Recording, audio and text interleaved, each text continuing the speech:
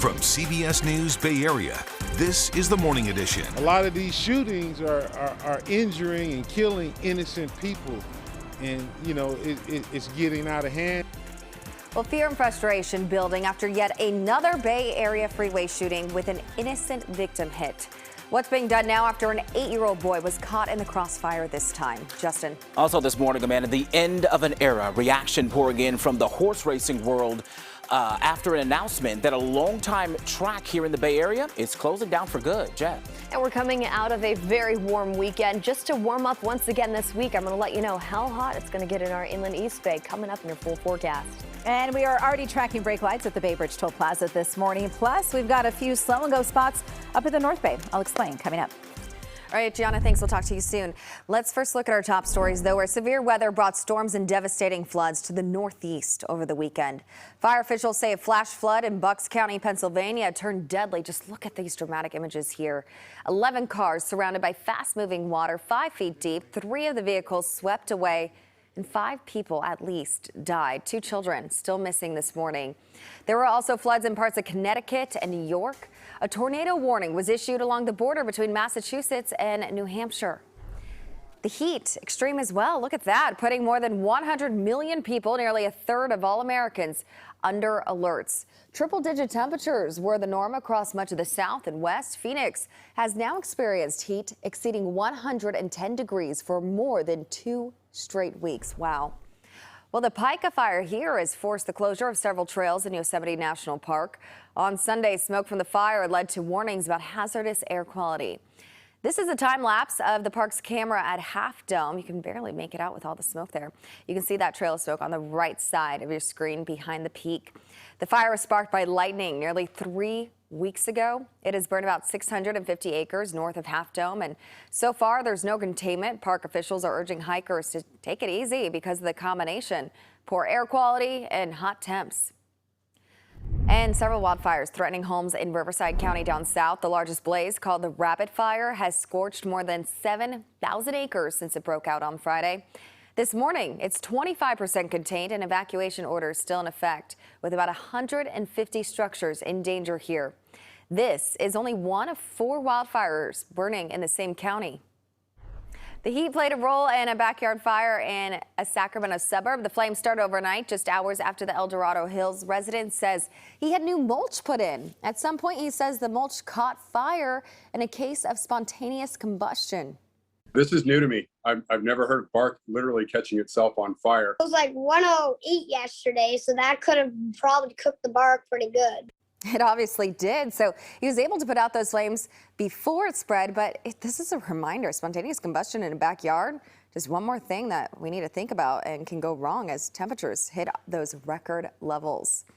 So looking live outside from our Salesforce camera at our excessive heat warning expired at 11 last night. It's a release for many people across the Bay Area who saw triple digits over the weekend. I was one of them. I know. Enjoying these cooler temperatures, and especially over the weekend, I enjoyed our cooler mornings. But Oh, I know. we have a little bit of a relief For a bit. for a couple That's days the because thing. it's looking bad again this weekend. It's not looking as bad as last weekend, but we are expected to warm right back up with triple digits around the corner. So let's dive into that. Starting off with this morning alone, official sunrise was just at 6:01. Look how beautiful this is. This is a live look from our Black Mountain Cam. I'm starting off with some good news before I head to some not so good news, which is that warm up is right around the corner. So what we have today and tomorrow, enjoy it while we have it. 71 right now in Livermore, 60 over in Oakland, 65 just in Concord alone. We're off to a mild start this morning. Daytime highs today, 60s along the coast in the Bay. Lots of sunshine even along our coast today as that marine layer really begins to break apart.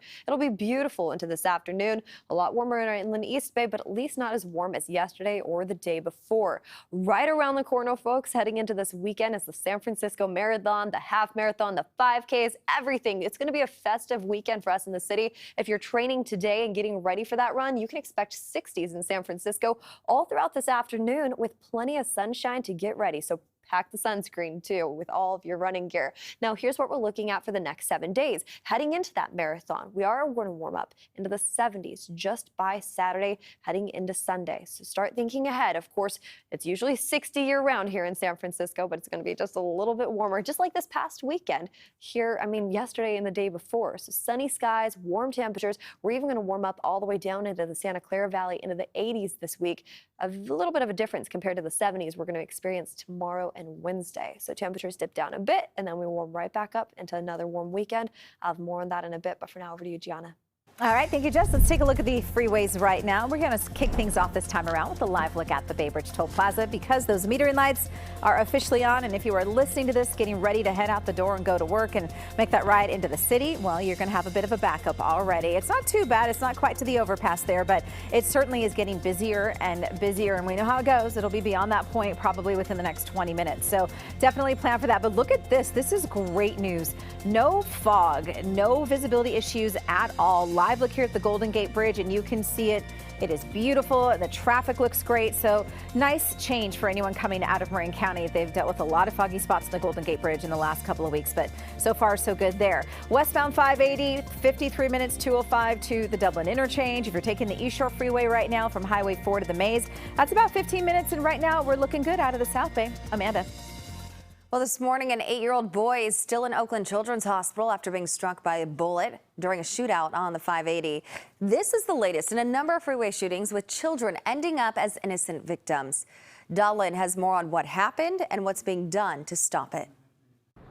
The 8-year-old victim remains at Oakland Children's Hospital. The CHP says they cannot give an update on his condition because of his age and privacy laws. Now, CHP data shows the freeway where he was shot, I-580, is one of the most dangerous freeways. I said, oh my God. I had just literally driven east on Highway 580 and it gave me an eerie feeling. Independent filmmaker Doug Harris says he drove on this stretch of 580 an hour before a rolling gun battle injured an 8-year-old boy Friday evening.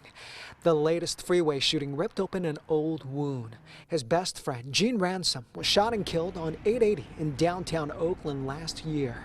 Gene was a basketball star inducted to the Cal Athletics Hall of Fame. Just out playing ball, you know, I think about my brother Gene, and I miss him so dearly. Investigators arrested a suspect in Gene's killing last year and said the shooting was over road rage.